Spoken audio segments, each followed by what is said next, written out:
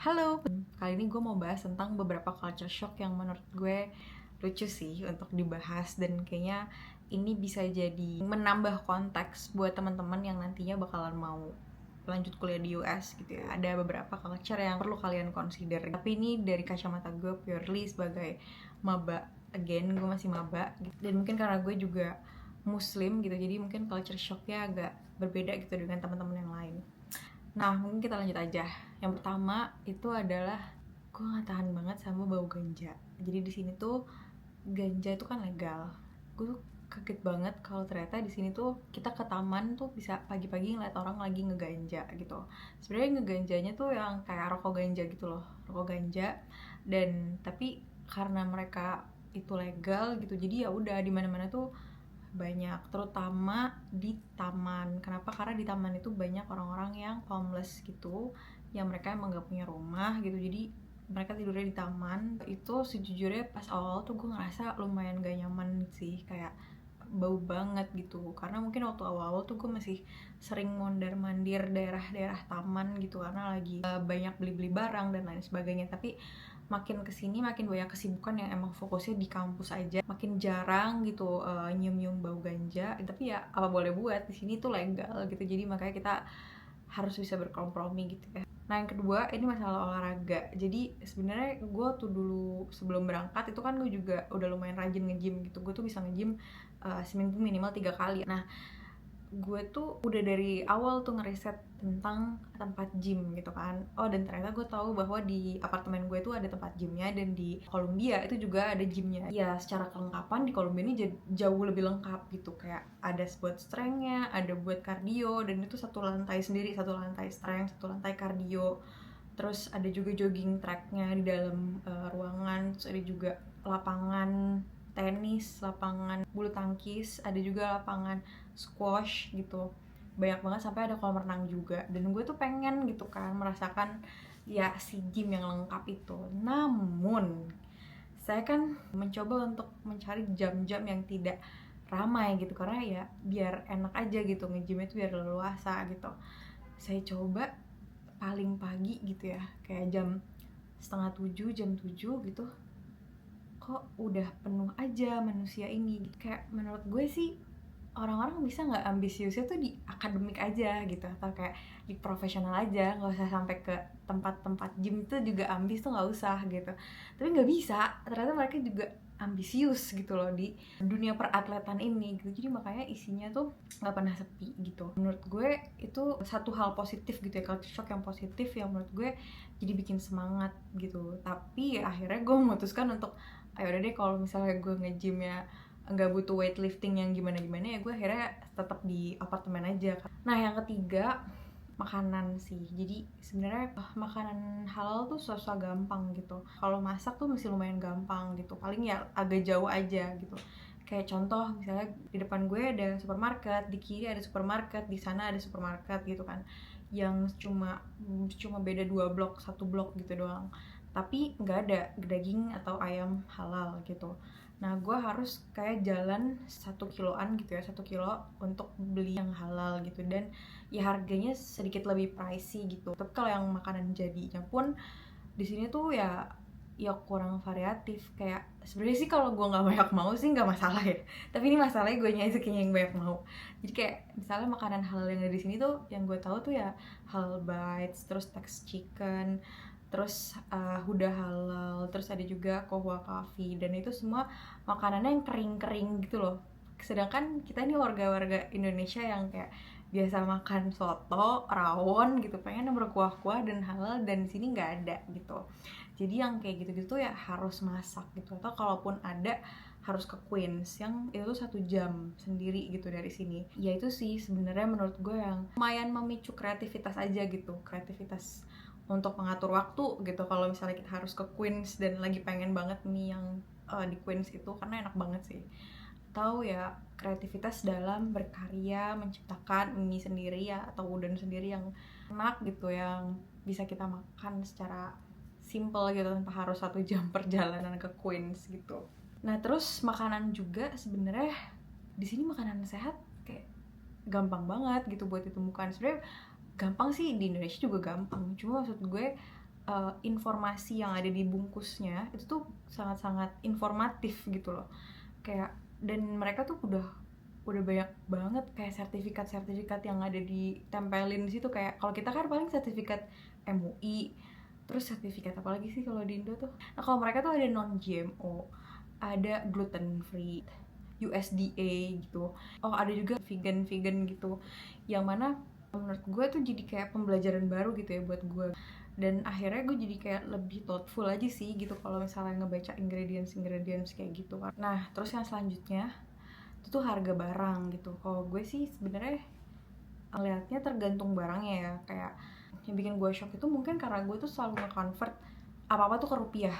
Kayak jadi gue nggak jadi beli gitu. Kalau dipikir-pikir sayang banget gitu. Misalnya kayak dulu tuh awal-awal gue kan butuh lanyard gitu kan, lanyard buat ID card karena kemana-mana harus pakai ID gitu kan. Mau masuk perpus, mau kemana-mana tuh harus pakai ID.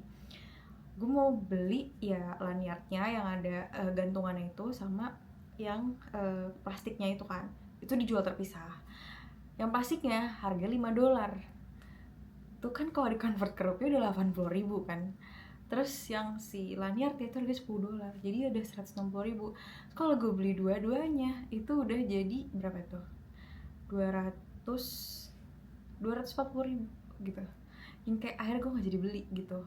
Nah dari situ gue akhirnya kayak mikir lagi sih, setiap kali mau beli barang tuh gue ngeliat kayak apakah fungsi ini tuh bisa digantikan dengan barang lain ya gitu. Misalnya kayak oke, gue tadi mau mencari kayak kemudahan dalam ambil kartu gitu kan. Nah, akhirnya ya udah gue kayak mencoba untuk ya udah gue beli aja case HP yang mana case HP-nya tuh transparan, dan akhirnya kemana-mana gue bisa tinggal kayak gini doang, kayak tap gitu, gak perlu lanyard gitu. Dan akhirnya di situ terbangun lagi tuh mindset baru, itu mindset hemat gitu ya, tapi juga kreatif gitu.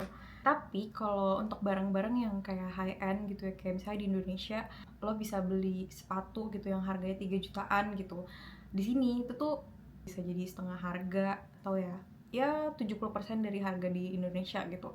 Ya karena emang dia kan brandnya dari sini gitu. Jadi makanya gue ngerasa barang-barangnya nggak bisa digeneralisir, tergantung brand dan fungsinya gitu. Kalau ya high end brand pastinya di sini lebih murah sih. Dan belanja online ini juga yang gue agak shock itu adalah mereka tuh ada kebijakan free return. Jadi kalau misalnya kita belanja online nih, terus kita ngerasa nggak cocok, bisa dibalikin, dan habis itu duit kita balik full gitu.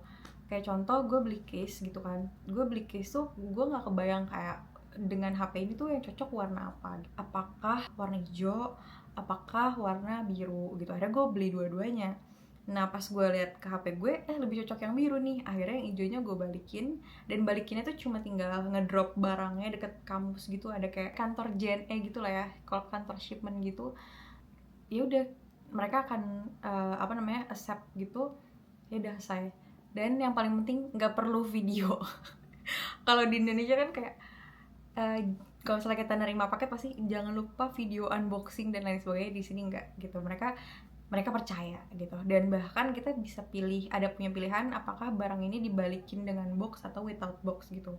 Sejauh ini sih gue selalu dengan box sih, tapi gue nggak tahu kalau yang without box tuh kayak gimana ya. Itu sih yang menurut gue culture shock yang oke. Nah terus selanjutnya terkait 4 musim. Kondisi 4 musim tuh ternyata menurut gue lumayan berpengaruh sih dengan cara kita mengatur waktu gitu. Kayak misalnya nih kemarin waktu summer itu kan subuhnya tuh siang banget ya, jam 6 tuh subuh. Kayak azan subuh tuh jam 6. Terus habis itu pas maghribnya itu tuh jam setengah 8 gitu. Jadi siangnya tuh panjang banget gitu. Dan akhirnya gue tuh ngelakuin aktivitas tuh jadi lebih leluasa. Dan karena gue waktu itu masih ada klien di Indonesia, jadi kayak gue tuh cenderung meeting klien tuh di mereka after office, jadi gue nya di pagi gitu kan. Dan akhirnya aktivitas gue tuh bisa start dari jam 10 pagi sampai malam gitu kan, aktivitas di sini gitu. Nah sedangkan sekarang siangnya tuh jadi sempit banget gitu, kayak azannya tuh setengah 6 gitu, tapi jam 4 tuh udah maghrib, isya tuh jam 6 kurang gitu, jam 6. Dan akhirnya itu yang gue rubah lagi tuh, kayak oh yaudah akhirnya meeting sama klien sekarang gue masukin ke malam, jadi di merekanya pagi. Dan iya sih kita harus adaptif banget gitu kalau di sini. Bahkan kayak contoh di building pun harus adaptif banget. Misalnya nih mau winter gitu ya, di lantai 1 itu sekarang udah ada kanopi gitu buat kita mobilisasi ke asrama gitu. Jadi kita nggak perlu pakai payung kalau hujan winter gitu, nggak perlu pakai jaket yang terlalu gimana-gimana karena ya udah ada kanopi dan udah heater gitu. Dan menurut gue itu kayak mengasah agility aja sih gitu. Mungkin itu kali ya, orang-orang di sini lebih adaptif, nggak tahu juga sih, tapi intinya adaptasinya tuh nggak berhenti gitu. Kayak kebayang gak sih 4 musim berganti gitu ya. Kalau ini aja baru 2 musim nih yang gue alami gitu, tapi adaptasinya udah, menurut gue udah sesuatu gitu. Terakhir tuh yang menurut gue agak shocking juga sebenarnya di sini tuh yang positif ya, ternyata muslim student itu aktif gitu ya. Jadi baik dari kampus gitu yang levelnya international student, jadi antar negara, ataupun di Indonesia Muslim student tuh juga aktif banget gitu. Jadi setiap minggu tuh gue nggak pernah libur kajian sih, selalu ada aja gitu kajian, kayak entah yang sister circle atau ada yang pengajian bulanan gitu, ada yang pengajian yang khusus buat mahasiswa kayak gitu, itu pasti ada aja gitu. Dan makanya di situ ngerasanya muslimnya tuh itu ya hangat kali ya, jadi karena kita kan sama-sama jauh dari keluarga gitu kan, terus sama-sama di sini tuh survival mode gitu, jadi kayak ngerasanya tuh pada saat masuk ke circle itu tuh jadi lebih hangat, jadi lebih homey gitu. Jadi kayak ya walaupun kita jauh dari orang tua gitu, dengan punya teman-teman yang bisa diajak ibadah bareng-bareng, yang bisa diajak baikan bareng-bareng, itu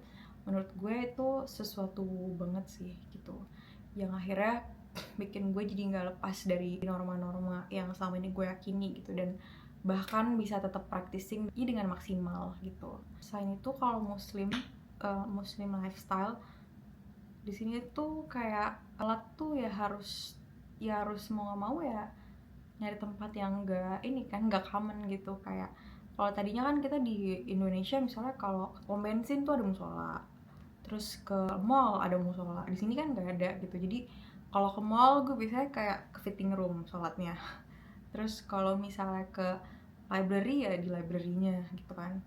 Terus atau kalau misalnya ya kalau lagi traveling gitu kadang di mobil gitu, atau kalau di kereta. Makanya ya harus kreatif mungkin gitu ya. Selama ini mungkin gue kayak kurang bersyukur gitu waktu di Indonesia, kayak ya adalah sholat gampang gitu. Nah kalau sekarang di sini tuh bener-bener kayak dipikirin kemana-mana tuh harus punya wudhu, kemana-mana harus pakai baju yang siap buat sholat gitu kan, karena akan banyak challenge lainnya yang kita temukan, jadi mendingan be prepared. Nah itu dia mungkin ya beberapa culture shock yang gue alami dan yang paling gue ingat, dan pastinya masih banyak lagi culture shock atau hal-hal lain yang bisa gue ceritakan yang mungkin gue belum pikiran. Jadi mungkin kalau teman-teman punya ide untuk bahas sesuatu di video, mungkin bisa tulis di kolom komen atau DM di Instagram. Semoga nanti aku ada waktu untuk bahas request dari teman-teman. Oke, terima kasih sudah menonton.